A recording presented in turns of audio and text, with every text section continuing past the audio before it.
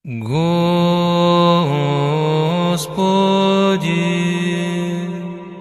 Иисусе Христе,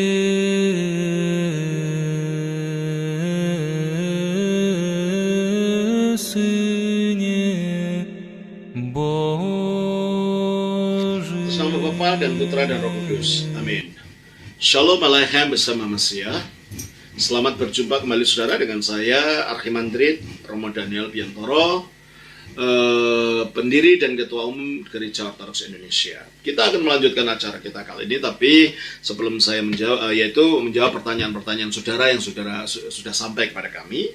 Tapi sebelum saya menjawab pertanyaan-pertanyaan itu, jangan lupa untuk subscribe ya, atau untuk klik, dan juga jangan lupa untuk loncengnya di bawah sana.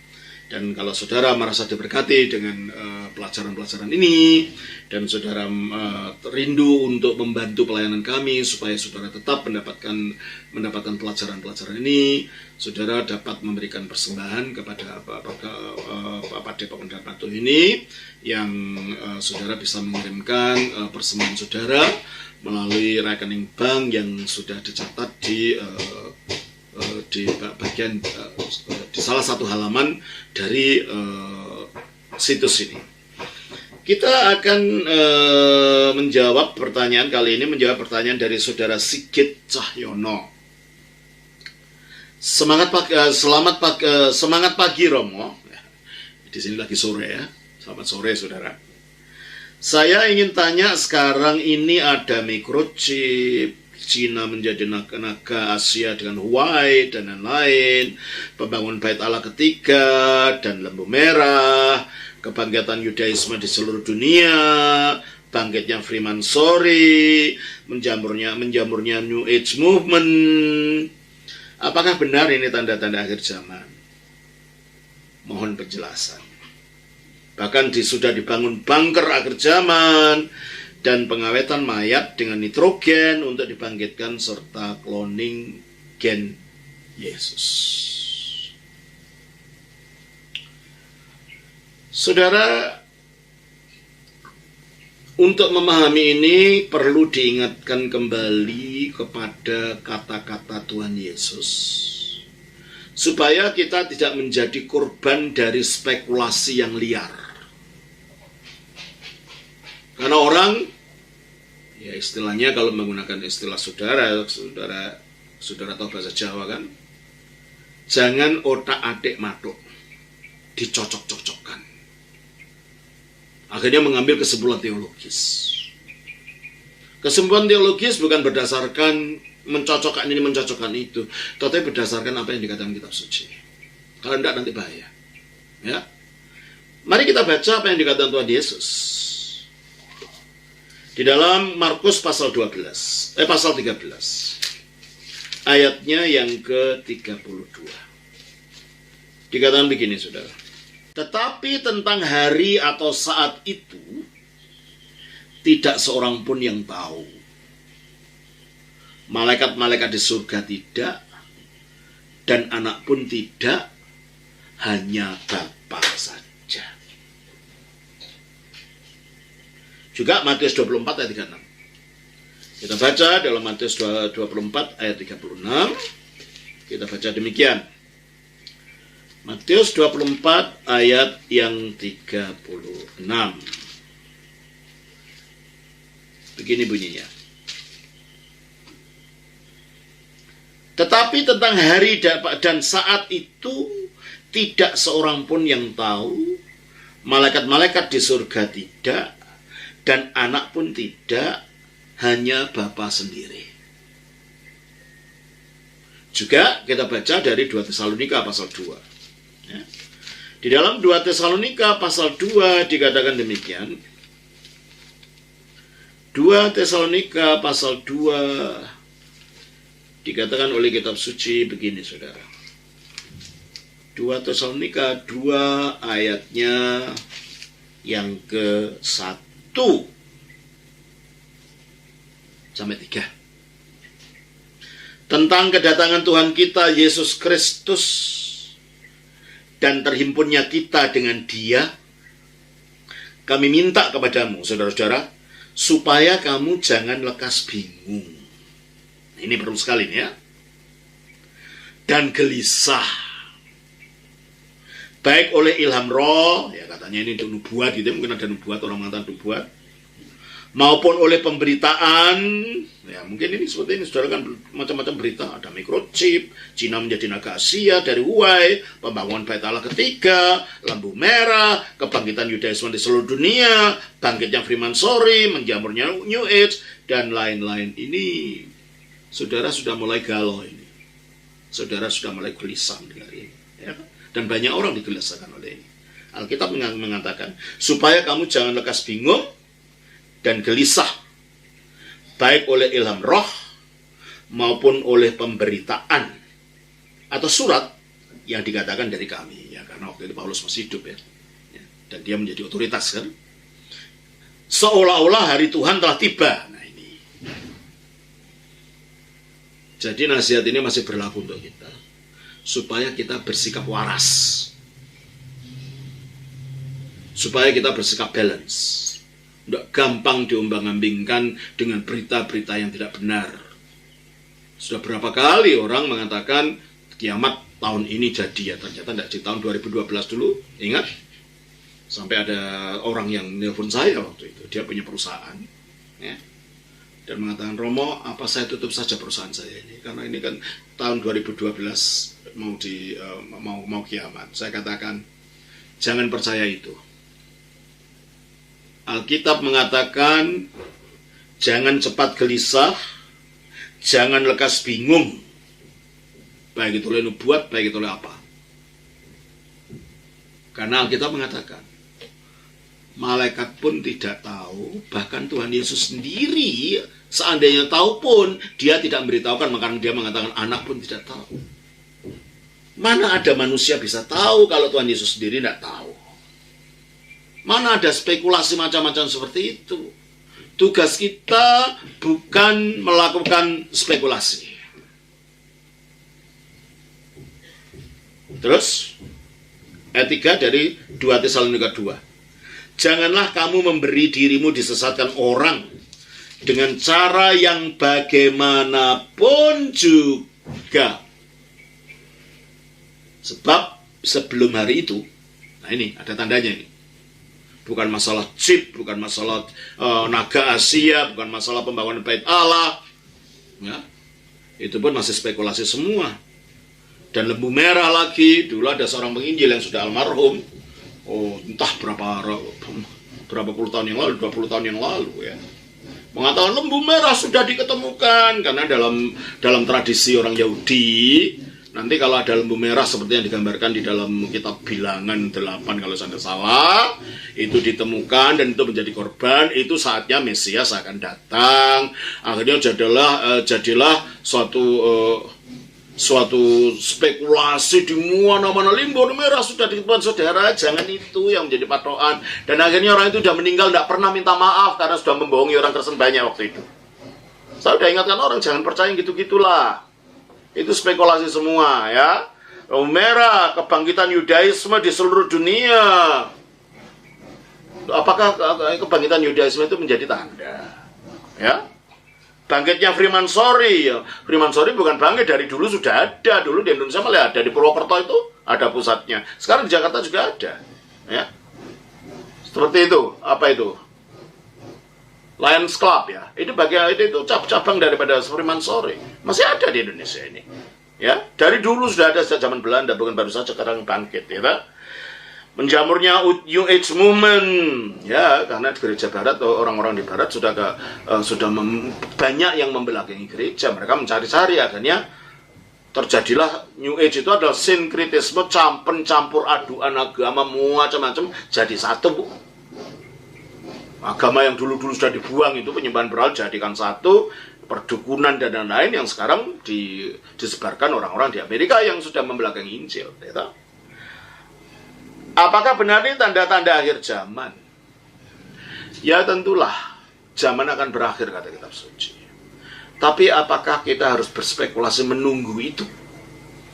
Dan oleh kitab suci tidak dikatakan bahwa ini akan menjadi tanda daripada kedatangan Kristus. Dikatakan oleh kitab suci di sini ayat 4 dari 2 Tesalonika pasal 2 tadi, ayat 3, bagaimanapun juga sebab sebelum hari itu haruslah datang dahulu murtad.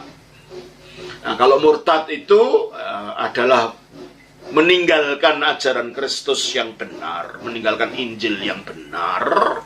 Ya, tanda-tanda ini mungkin saja itu salah satu dari tanda, tapi kita tidak berspekulasi karena itu, ya tak? Dan haruslah dinyatakan dahulu manusia durhaka, yaitu antikristus. Setelah ada murtad, baru ada antikristus, baru itu akhir zaman. Kalau antikristus belum muncul, ya kita jangan berspekulasi seolah-olah sudah datang. Dulu itu ada kaos ya. Perusahaan apa itu yang ada nomornya 666. Wah, banyak gereja mengatakan jangan beli kaos itu. Ada 66 antikristus. Antikristus belum datang. Karena tandanya jelas antikristus itu siapa gitu kan. Jadi jangan berspekulasi seperti itu. Jangan mudah dipercaya kepada nubuat-nubuat, entah itu katanya nubuat atau apa. Alkitab mengatakan anak pun tidak tahu. Nah, kalau gitu fokusnya apa? Fokusnya adalah mengerjakan keselamatan kita sampai ke dalam Tuhan Yesus itu. Ada peristiwa ini atau tidak, bukan masalah, sebab tujuan kita adalah untuk melihat ke depan, melihat kedatangan Kristus, di mana manusia akan mengalami pemuliaan di dalam Kristus.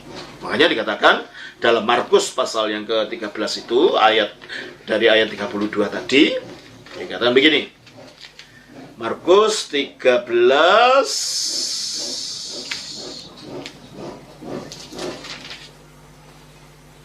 ayat 32.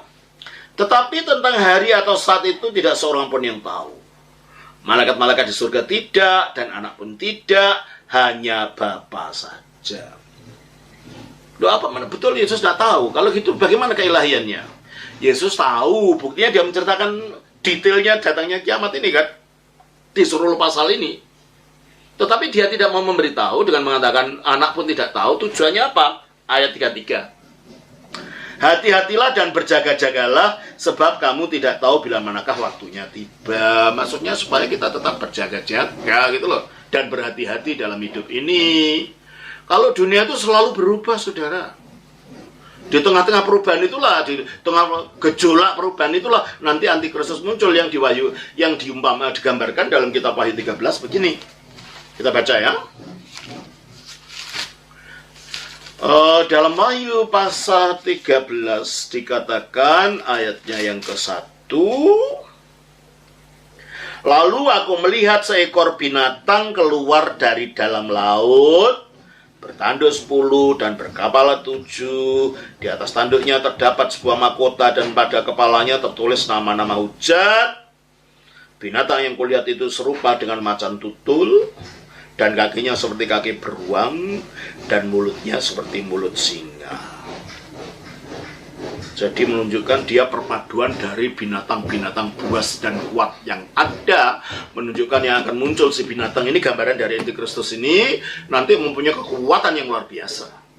Bahkan akan bukan hanya kekuatan secara teknologi, juga kekuatan supernatural. Karena dikatakan dalam 2 Tesalonika pasal yang kedua, kita baca di sini 2 Tesalonika pasal 2 ayat 9.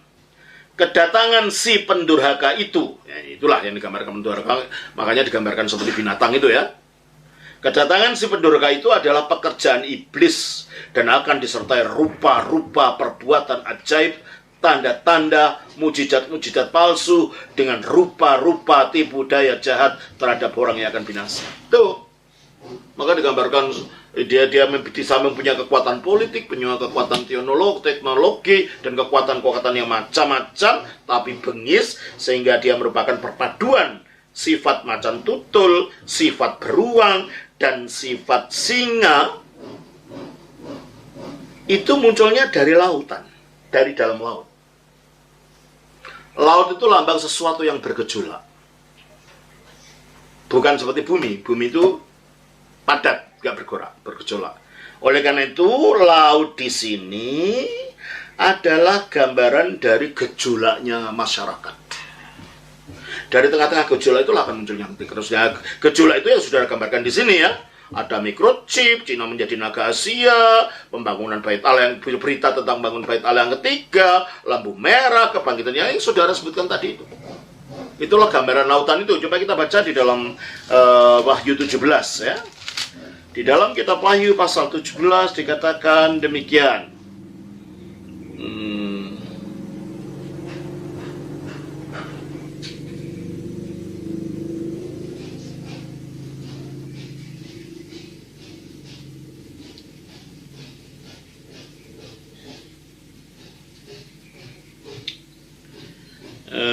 Sebentar.